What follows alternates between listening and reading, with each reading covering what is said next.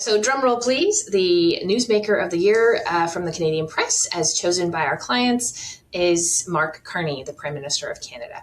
Mark Carney obviously became the Prime Minister earlier this year in March when he won the Liberal leadership race by a wide margin. He got more than 80% of the vote on the first ballot. It was a decisive victory. He was sworn in as Prime Minister, replacing Justin Trudeau, who had been in power for almost 10 years. And then within 2 weeks, Mark Carney took Canadians into an election, which he ended up winning. And it was a drastic turn of events for Canadian politics. 3 months earlier, everybody had been expecting Pierre Poilievre and the Conservatives to romp to a large victory. So after the election, Mark Carney became sort of Canada's front and center negotiator with US President Donald Trump. Obviously, US tariffs and the situation with the Canadian economy have been a big part of what he has had to deal with. He has acted quite quickly to make some pretty big moves for the Canadian energy sector.